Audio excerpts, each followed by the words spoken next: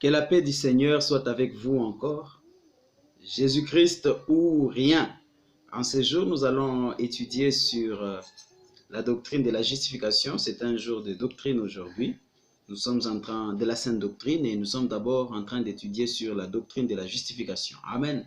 Nous allons proclamer la parole de Dieu dans Romains chapitre 8, verset 28. Nous savons du reste que toute chose concourt au bien de ceux qui aiment Dieu, de ceux qui sont appelés selon son dessein. Car ceux qu'il a connus d'avance, il les a aussi prédestinés à être semblables à l'image de son Fils, afin que son Fils fût le premier-né d'entre plusieurs frères. Et ceux qu'il a prédestinés les a aussi appelés, et ceux qu'il a appelés, il les a aussi justifiés, et ceux qu'il a justifiés, il les a aussi glorifiés. Amen. Voilà le but de la justification. Que Dieu vous bénisse richement. Alléluia. Amen. Bien, nous sommes en train d'apprendre sur les saluts d'un côté, donc la foi, le principe de la foi. Nous l'appliquons dans la délivrance des péchés, le pardon de péchés. Et puis, j'enseigne la doctrine de la justification, ça veut dire dans les couloirs du salut, entrer en profondeur et comprendre ce que nous sommes devenus par Jésus-Christ notre Seigneur, ce que Dieu a fait pour nous et qui nous sommes devenus. Alléluia, c'est que nous sommes en Jésus-Christ, la sainte doctrine. Voilà, alors nous sommes en train d'étudier la doctrine de la justification. Aujourd'hui, c'est la deuxième partie. Nous allons avancer aujourd'hui. Amen, amen. En effet, le chrétien doit comprendre qu'il est juste. Il doit reconnaître qu'il est juste. Et cela doit entrer dans son tréfonds. Je suis juste pas par mes œuvres, mais par ce que Jésus-Christ a fait pour moi à la croix. Je suis juste par Jésus-Christ. Quand Dieu me regarde moi, il voit Jésus. Et maintenant, donc, et c'est un don gratuit. C'est un don gratuit. C'est un don gratuit. Amen. Et parce que c'est un don gratuit, deuxième partie, nous allons parler maintenant de la vie d'un homme juste. Alléluia. Parce que c'est un don gratuit. Nous l'avons reçu gratuitement. Alors, maintenant, nous allons mettre cela en pratique. Nous lisons 1 Pierre 2, verset 24. Il a pris nos péchés sur lui et les a portés dans son corps sur la croix, afin qu'étant morts pour le péché, nous menions une vie juste.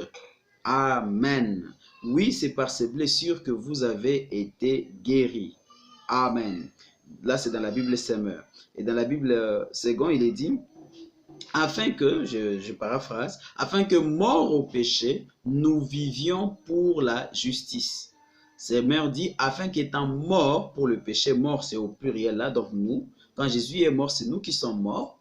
Mort à quoi? Mort pour le péché, afin que nous menions une vie juste. Ça veut dire celui qui croit en Jésus, qui accepte ce que Jésus a fait à la croix, gloire au Seigneur, par la foi, il est délivré du péché. Le péché, c'est quoi? C'est la nature d'Adam qui est en nous, que nous avons reçu dès notre naissance. C'est un héritage. Mais en croyant en Jésus, quoique nous sommes humains, quoique nous sommes dans ce corps de chair, mais nous recevons du Seigneur la seigneurie, la domination, le règne sur ces corps de chair. Amen. Second lui dit, afin que mort au péché, nous vivions pour la justice. Mener une vie juste, c'est vivre pour la justice. Osterwald dit, afin qu'étant mort au péché, nous vivions à la justice. Amen. Ainsi, c'est fondamental. C'est vraiment fondamental dans le Nouveau Testament. Toi qui as cru au Seigneur Jésus, maintenant tu dois vivre, tu dois mettre en application ces dons gratuits. Tu as reçu un don, le don de la justice. Tu es juste devant Dieu gratuitement, sans dépendre de tes œuvres. Par la foi et par la même foi, maintenant tu dois mettre cela en pratique. Amen. Maintenant, alléluia, nous allons mettre le point sur les i. Mettons un point sur les i. En quoi consiste la vie chrétienne? Qu'est-ce que la doctrine de Christ? Amen. Il est dit quand Christ est mort, c'est nous qui sommes morts au péché. Pour quel but? Pour que nous vivions pour la justice, ou à la justice, ou mener une vie juste. Alléluia. Mais pas par nos œuvres. Non, ce n'est pas par nos œuvres. Nous devons comprendre qu'il y a une différence entre l'ancienne alliance et la nouvelle alliance. L'ancienne alliance, il est dit que c'est lui qui pratique ses commandements vivra par elle. Donc, il est juste par la pratique des commandements. Ça n'amène pas la foi. Ça ne demande pas que la foi soit appliquée. C'est la crainte. Vous devez reconnaître que Dieu existe. Il y a des lois et vous devez craindre Dieu et les appliquer. Ici, ce n'est pas cela. Ici, c'est Je reconnais que je suis pécheur. Au contraire, la loi, malgré qu'elle est divine, mais elle a confirmé que je ne pouvais pas vivre cette vie juste par moi-même, parce qu'il y a des limites. Il y a des limites dans cette application de la justice. Maintenant, j'accepte Jésus-Christ qui a porté mes péchés à la croix, et parce que j'accepte, je deviens juste. Et je suis sauvé, délivré du péché, et pour mener une vie juste parce que j'ai reçu cette justice comme un don. Amen. Nous devons d'abord dire ceci comme premier point. Nul ne peut devenir juste par les œuvres de la loi. On va souligner cela. Romains 3, verset 19 à 20. Or, nous le savons, ce que l'Écriture dit dans la loi, elle l'adresse à ceux qui vivent sous le régime de la loi. Il en est ainsi pour que personne n'ait rien à répliquer et que le monde entier soit reconnu coupable devant Dieu. Car personne ne sera déclaré juste devant lui parce qu'il aura accompli les œuvres demandées par la loi. Vous entendez ça? C'est totalement annulé l'Ancien Testament. En effet, la loi donne seulement la connaissance du péché. Les Juifs ont essayé d'être justes par la loi, mais n'y sont pas parvenus. Ainsi, personne n'y parviendra par les œuvres de la loi, les efforts humains. S'imposer des règles. Je ne bois plus, je ne fume plus, je m'habille correctement. Je ne vous impose aucune règle et moi-même, je n'accepterai à personne, je ne donnerai à personne cette occasion de m'imposer des règles. Je suis en Jésus-Christ. J'ai cru Jésus-Christ. Et parce que j'ai reçu Jésus-Christ, ce que je découvre, c'est la liberté, la délivrance. Le moi est devenu inférieur à la parole de Dieu. Sans effort, simplement par la foi. Amen. Le moi est maintenant prisonnier de la volonté de Dieu. Merci Seigneur. Ainsi, je peux librement vivre la parole de Dieu. Que Dieu soit béni. Amen. Les sœurs disent, je ne coupe pas mes cheveux, je porte que des jupes, je suis sauvé. Tant que c'est par effort personnel que vous y êtes arrivé, Dieu n'agrée pas ces sacrifices. Romains 10 dit ceci. Et je commence par le premier verset, je vais jusqu'au 4e. Il est écrit, « Frères, je souhaite de tout cœur que les Israélites soient sauvés, et c'est ce que je demande instamment à Dieu dans mes prières. » Ça, c'est Paul. « Car je leur rends ce témoignage. Ils ont un zèle ardent pour Dieu, je suis dans la Bible, c'est même, mais il leur manque le discernement, l'intelligence, en méconnaissant la manière dont Dieu déclare les hommes justes, et en cherchant à être déclarés justes par leurs propres moyens. » Et c'est cela, toute doctrine où il y a un certain prophète qui est venu, qui s'établit prophète. Il vient avec des lois. Et c'est pour qu'il soit un propre juste aux yeux de tous. Et les gens les prennent comme la personne la plus sainte de la terre. C'est un péché. C'est renier ce que Jésus a fait à la croix. Écoutez ça. Ils ne se sont pas soumis à Dieu en acceptant les moyens par lesquels il nous déclare justes. Car le Christ a mis fin au régime de la loi. Nous devons reconnaître cela. Christ a mis fin à ces régimes, au système de la loi, pour que tous ceux qui croient soient déclarés justes. Christ a mis fin à ces systèmes. Nous sommes dans un nouveau système, le système de la foi. Amen. Les Juifs cherchent à être déclarés justes par leurs propres moyens. Christ est la fin de la loi, afin qu'ils soient déclarés justes ceux qui croient en lui. Alléluia. En effet, le sang de bouc et de taureau n'ôte pas le péché. Mais Jésus, par une seule offrande, a rendu parfait pour toujours ceux qui sont sanctifiés par son sang. C'est ce que nous avions découvert. Amen. Alors Paul va crier dans Romains 1, 16 à 17, « Je n'ai point honte de l'évangile. C'est une puissance de Dieu pour le salut de quiconque croit, du juif premièrement, puis du grec, parce qu'en lui est révélée la justice de Dieu par la foi et pour la foi. Selon qu'il est écrit, le juste vivra par la foi. » La justice de Dieu. Cette justice que l'homme a essayé. Adam était juste originellement, paramètre par défaut. Il était paramétré ainsi, mais il a péché et il a perdu cette justice. Ainsi, quiconque naît sous Adam naît dans l'injustice, l'iniquité. Jésus-Christ, le second Adam, est né paramétré par défaut aussi juste. Mais il a vaincu le diable, il n'est pas tombé dans la tentation et il est mort pour les pécheurs. Ainsi, son œuvre, ce qu'il a fait à la croix, c'est par là que commence l'évangile de Jésus-Christ. Il est mort pour nous. Il est l'agneau de Dieu qui ôte les péchés du monde. Et en acceptant Jésus-Christ, qu'est-ce qui se passe? Lui, il est devenu nous parce qu'il est mort la mort du pécheur. Il a porté les péchés. Il a pris la place de Barabbas. La croix du milieu, c'était la croix de Barabbas. Et Barabbas a pris sa place. Il est parti acquitté, justifié comme quelqu'un qui n'a jamais violé, qui n'a jamais triché, qui n'a jamais menti, comme un saint. Et c'est cela la vérité de l'évangile. Ainsi, voilà la prédication de l'évangile. Qui a cru à ce qui nous était annoncé? À qui le bras de l'Éternel a-t-il été révélé? Amen. Je n'ai pas honte aussi de l'évangile maintenant. L'évangile nous révèle comment devenir juste. Cette justice de Dieu s'obtient par la foi. Alléluia. 2 Corinthiens 5, verset 21. C'est lui qui n'a point connu de péché. Il a fait devenir péché pour nous, afin que nous devenions en lui justice des dieux. Amen.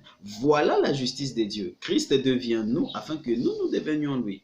Amen. Vous comprenez cela? C'est cela la croix. Donc c'est l'échange. Amen. Alléluia. Voilà la première pensée. Donc cette pensée, je la souligne encore, c'est que réellement, mes frères, nous devons comprendre que nul ne peut devenir juste par les œuvres de la loi. Ça veut dire par ses propres efforts. Nul ne peut devenir, ne peut atteindre la justice. Et nul ne peut être agréable à Dieu. Alléluia. Ainsi, deuxièmement, je souligne, le juste vivra par la foi. Ayant reçu ses dons de foi, il va simplement marcher par la foi. Romains, verset 17, Romains 1, 17, je le souligne encore, parce qu'en lui est révélée dans l'évangile la justice de Dieu par la foi et pour la foi, selon qu'il est écrit, le juste vivra par la foi. Amen. Donc, nous sommes justes par la foi. Nous avons cru et avons obtenu le don de la justice. Romains 10, verset 10, parce qu'on croit du cœur pour obtenir la justice. Croire simplement. Les Juifs ont cherché cette justice par leurs propres œuvres, ne l'ont pas obtenue. Et nous qui ne cherchions pas, nous l'avons obtenue librement, gratuitement. En croyant du cœur, on obtient la justice. Or, si je suis devenu juste, si je le crois, je dois agir selon ma foi. La foi sans les œuvres est morte. Amen. Je dois agir, je dois agir. En effet, ma foi est manifestée par mes œuvres. Nous en arrivons au christianisme pratique. Au christianisme pratique. Tu es sauvé, tu as reçu Jésus-Christ. Maintenant, quelle est ta nouvelle vie? Ta manière de vivre maintenant? Alléluia. Amen, amen. Amen, amen. Maintenant, ce sera par tes œuvres. Tu es juste. Alors, par tes œuvres, par ta vie de tous les jours, tu vas prouver que tu l'es. Simplement comment? En vivant par Jésus-Christ. Comment ça commence? C'est par des actions de grâce. Chaque jour, loue Dieu de ce que tes péchés sont pardonnés en Jésus-Christ, de ce que tu n'es plus pécheur, de ce que tu es juste, de ce que tu es saint. Gloire au Seigneur. Et qu'est-ce qui va se passer par alors? Vous allez voir que vous recevrez la force continuellement pour vivre cette vie de justice. Alors ce sera léger pour vous de marcher dans une nouveauté de vie. Amen. Non par des règles, mais par la foi. Et la foi, on a parlé, amen, la foi, accepter, recevoir et agir. Recevez cette justice et agissez en conséquence. Et vous obtiendrez comme fruit la justice qui est rendue visible aux yeux de tous. Amen. Donc, tes œuvres vont montrer qui tu es. Amen. Par tes œuvres, par ta vie. Jacques 2, verset 14 à 18. Je crois que ça sera prochainement. On va parler des actes de foi. Mes frères, que servirait-il à un homme de dire qu'il a la foi s'il n'a point les œuvres? Cette foi le pourra-t-elle sauver? De même aussi, la foi, si elle n'a pas les œuvres, elle est morte en elle-même. Quelqu'un dira, tu as la foi et moi, j'ai les œuvres. Montre-moi donc ta foi par les œuvres et moi je te montrerai ma foi par mes œuvres. Amen. Jacques veut dire, n'est chrétien que celui qui, par sa vie de tous les jours, le prouve par ses œuvres. Tu as dit, je suis chrétien, je suis devenu chrétien. Tu as cru, c'est une confession que tu as faite. Et tu es sincère dans ton cœur, tu as véritablement cru. Sache que automatiquement tu as reçu le don de la grâce, le don de la justice. Maintenant, lève-toi au nom de Jésus et commence à poser des pas. Je suis chrétien, je suis chrétien. Alléluia. Et marche maintenant comme un juste. C'est totalement l'inverse de ton ancienne vie. Sans effort, tu vivais dans le péché. Mais maintenant que tu as cru en Jésus, tu es né de nouveau. Tu as reçu une nouvelle nature et aussi sans difficulté, tu vas vivre la nouveauté de vie. Et tout ce que tu dois faire, c'est être quelqu'un qui loue le Seigneur chaque jour pour cette vie. Loue le Seigneur pour Jésus-Christ et regarde, tu vas voir que ta vie est transformée. Je vous l'assure. Amen. Amen. Hébreux 11:1 dit, la foi est une vive représentation des choses qu'on espère et une démonstration de celles qu'on ne voit pas, une vive représentation. C'est quelque chose qui vous a frappé. Là, c'est la Bible Osterval. Une vive représentation dans votre esprit, une vive représentation dans votre âme plutôt, une très vive représentation dans votre entendement. Et cela a conséquence dans votre manière de vivre. J'ai entendu l'Évangile dire que je suis juste. Cela est devenu une vive représentation en moi. Maintenant, je vais les démontrer de par ma vie. Dans notre alliance, Dieu a écrit ses lois dans nos cœurs, dans notre esprit. Les choses anciennes sont passées.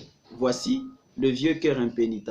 Écoutez Matthieu 15, versets 19 à 20. Car c'est du cœur que viennent les mauvaises pensées, les meurtres, les adultères, les fornications, les larcins, les faux témoignages, les blasphèmes. Ce sont ces choses qui souillent l'homme. Mais de manger sans s'être lavé les mains, cela ne suit pas l'homme, ne suit point l'homme. Ce que suit l'homme, voilà l'injustice ou l'iniquité, tout ce qui vient d'être cité. Et c'est cela qui était notre vie parce que notre cœur en était rempli. Mais maintenant, j'ai accepté Jésus, qui est la justice même de Dieu. Les ténèbres, l'iniquité en moi, prend des ailes et s'envole. Amen. Et si tu as été délivré de l'injustice et que dans ton cœur, a été gravée la parole de Dieu, ton cœur est autre. L'ancienne alliance, les lois de Dieu étaient écrites sur les tables de pierre, à l'extérieur de l'homme. L'homme pouvait oublier ou par mauvaise intention briser la justice. Maintenant, mon cœur a été transformé. Je suis une nouvelle création par Jésus-Christ. Je me renouvelle continuellement par l'écoute de la parole. Le Saint-Esprit en moi me rappelle la parole. Ainsi, ma vie sera à la hauteur de ma nouvelle intelligence. Plus je me renouvelle, plus j'ai grandi dans la connaissance divine, plus ma justice est visible aux yeux de tous. Amen. Voilà ce qu'il y a. Et les gens diront, celui-ci c'est un chrétien. Par la loi, on impose à l'homme la justice. C'est cela le légalisme. Par la foi, je reçois la justice comme un don. Cela devient vie en moi. Et c'est la grâce. Amen. Amen. Mon juste vivra par la foi. Alors, j'écoute la parole continuellement. La foi vient de ce qu'on entend. On entend la parole. Et puis, je loue le Seigneur de ce qu'il me donne. Parce que la foi, c'est accepter cette parole de Dieu. Et puis, je reçois la force de l'appliquer. Ainsi, ce n'est pas par la loi, mais c'est par la foi. Alors, maintenant, quelles sont les œuvres qui m'accompagnent? Cela est appelé les œuvres justes des saints. Apocalypse 19, verset 7. Réjouissons-nous et soyons dans l'allégresse et donnons-lui gloire, car les noces de l'agneau sont venues et son épouse s'est préparée. Il lui a été donné de se revêtir d'un fin lin éclatant et pur, car le fin lin, ce sont les œuvres justes des saints. Là, c'est la Bible Ségon. La Bible Osterval, au verset 8, il est dit, il lui a été donné de se vêtir de fin lin pur et éclatant, car ce fin lin, ce sont les justices de saints, les justices. J'aime ça. Amen. Les œuvres justes de ça, les justices. Celle qui est appelée épouse de l'agneau, c'est son église ici, bien sûr. Amen. Ce sont les gens qui ont lavé leur robe, ça veut dire la manière de vivre, dans le sang de l'agneau. Alléluia. La justification, c'est quoi? C'est le don de la justice manifesté au quotidien. Amen. Alléluia. Regardez cette prophétie concernant l'église triomphante. Apocalypse 7, verset 9.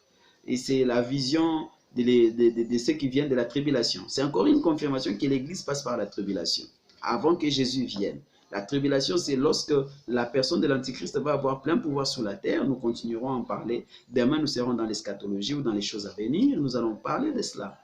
Apocalypse 7, 9. Après cela, je regardais, et voici, il y avait une grande foule que personne ne pouvait compter, de toute nation, toute tribu, tout peuple et de toute langue. Ils se tenaient devant les trônes et devant l'agneau, revêtus de robes blanches et des palmes dans leurs mains. Ils criaient d'une voix forte en disant, les saluts à notre Dieu qui est assis sur le trône et à l'agneau. Et tous les anges se tenaient autour du trône et des vieillards et des quatre êtres vivants. Ils se prosternèrent sur leur face devant le trône et ils adorèrent Dieu en disant, Amen. La louange, la gloire, la sagesse, l'action des grâces. Merci Seigneur, les actions des grâces. L'honneur, gloire à Dieu. La puissance et la force soient à notre Dieu. Amen. Au siècle des siècles. Amen. L'un des vieillards pour la parole me dit, ceux qui sont revêtus de robes blanches, qui sont-ils et d'où sont-ils venus? Je lui dis, mon Seigneur, tu le sais. Il me dit, ce sont ceux qui viennent de la grande tribulation. Ils ont lavé leurs robes et ils les ont blanchis dans le sang de l'agneau. Ils viennent d'où? De la grande tribulation. Et ça prendra 42 mois. C'est pour cela qu'ils sont devant le trône de Dieu et le servent jour et nuit dans son temple. Celui qui est assis sur le trône dressera sa tente sur eux. Ils n'auront plus faim, ils n'auront plus soif, et le soleil ne les frappera point, ni aucune chaleur. Car l'agneau qui est au milieu du trône le paîtra et les conduira aux sources des eaux de la vie, et Dieu essuiera toute larme de leurs yeux. Gloire à Dieu. C'est qui cette multitude? Ils viennent de toute tribu, toute langue. Amen. C'est l'église du Nouveau Testament. Ce qui me frappe, ce sont ceux qui viennent de la grande tribulation. Ils ont lavé les robes et les ont blanchis dans le sang de l'agneau. L'église passera certainement par la tribulation. C'est la parole de Dieu. Jean les a vus devant le trône. Je crois qu'il m'avait vu. J'ai fait partie de ces gens-là parce que j'ai cru en Jésus maintenant. J'ai lavé ma robe dans le sang de l'agneau. Crois aussi qu'il t'a vu, mon frère. Ma soeur, crois qu'il t'a vu. Tu fais partie de ceux-là. Regardez, ils sont habillés en blanc. Les blancs, c'est la justice dans la parole de Dieu. Mais pas leur propre justice, car ils ont lavé les robes où? Dans le sang de l'agneau. La robe, ça veut dire la manière de vivre. C'est ma présentation. C'est ce que les gens voient de moi. Chaque jour, quand je sors, je suis habillé. Et c'est mon habillement, c'est que les gens voient de moi. Ainsi, ma vie, ma façon de vivre, c'est que les gens voient. Et comment on saura que quelqu'un est chrétien? C'est sa manière de vivre, comment il la lave dans le sang de l'agneau. Comment nous la lavons? Simplement en acceptant que Jésus a porté mes péchés et en confessant cela. Cela purifie ma vie. Gloire au Seigneur par la puissance de Dieu. Le sang de Jésus a ce pouvoir. Amen. Leur vie a été transformée par le sang. Toute impiété et injustice ont été ôtées de leur vie par le sang. C'est le peuple de la nouvelle alliance. Amen. Je suis dit nombreux, de ceux qui sont vêtus de blanc. Je suis dit nombreux. Amen, amen. N'oubliez pas, l'église passe par la tribulation. C'est vrai, c'est vrai, c'est vrai. Et la finalité, ça sera l'enlèvement. Et c'est pour les airs et non pour la gloire. Hein? C'est pour les airs, l'enlèvement. Bien, quand notre Seigneur paraîtra, il enlèvera son église. Il paraîtra dans les airs. Et alors l'église dans les airs, la terre sera frappée et brûlée, puis renouvelée. Alors nous descendrons avec lui. Tout ceci en un seul jour. Nous l'avons dit, nous le parlerons, nous le dirons encore. Amen. Gloire au Seigneur. Que Dieu vous bénisse. Est-ce que vous voyez cela? J'espère que vous le voyez avec moi. Donc, nous croyons de tout notre cœur que Jésus-Christ, par la mort à la croix, nous a délivrés. Son sang nous a lavés et il nous a amenés à la perfection une fois pour toutes. Ce qui est merveilleux. Je suivais avec mes enfants un dessin animé sur TBN là, et les dessins animés de Gizmo, Aline et Chris Phantom. Bien, j'aimais ça pour mes enfants afin qu'ils apprennent les écritures par ces dessins animés. Je suivais avec eux la scène de Daniel quelque part là, qui devait être jeté dans la fosse au lion. Et ça m'a frappé, j'ai dit à ma femme, si ces gens, avec le sang des boucs et des taureaux, il a fait face au lion, il n'a pas eu peur. Pourquoi le chrétien ne peut pas faire face avec la justice qu'il a reçue par Jésus-Christ, tout problème, et vaincre? Oh, bien-aimé. Par Jésus-Christ, reconnais-toi juste. Ces gens-là ont agi croyant qu'ils sont justes parce qu'ils pratiquaient la loi. Et ils étaient sous le sang des boucs et des taureaux. Et nous sommes sous le sang de l'agneau. La loi de Christ était inscrite dans nos cœurs, sur les tables de nos cœurs. Comment nous pouvons douter que Dieu est avec nous? Comment nous pouvons douter que Dieu va nous délivrer? La Bible dit Dieu, le malheur atteint souvent les justes, mais l'Éternel en délivrera toujours. Il en délivre toujours. Alléluia. La troisième partie sera encore très très glorieuse, et la quatrième d'ailleurs. Amen. Parce que les dons de la justice me donnent accès dans la présence de Dieu, me donnent à communier avec Dieu. Je parle à Dieu et Dieu me répond. Merci Seigneur d'écouter la voix de Dieu. J'aime Jésus, j'aime Jésus, j'aime Jésus qui soit loué. Amen. Gloire au Seigneur. Amen. En quoi consistent les œuvres justes? Eh bien, les œuvres justes, ça sera nous allons parler des œuvres justes prochainement. En quoi consistent les œuvres justes? Que Dieu vous bénisse. Et nous allons appeler des témoins à la barre ici. On va appeler les apôtres. On va prendre Pierre, Jean, Paul. Ils vont nous expliquer en quoi consistent les œuvres justes. Parce qu'il est dit que les robes blanches, ce sont les justices des saints ou les œuvres justes des saints. Et en quoi consistent ces œuvres justes? C'est notre prochain numéro. Que Dieu vous bénisse richement. Donc, la doctrine de la justification dans le Nouveau Testament est que Jésus l'a reçu pour nous, ou plutôt nous l'a donné parce qu'il était déjà juste, à la croix, en acceptant de mourir. C'était une œuvre de substitution. Il a pris notre place afin que nous prenions sa place. C'est l'échange à la croix. Il est devenu Barabbas et Barabbas est devenu Jésus. Barabbas m'est typifié.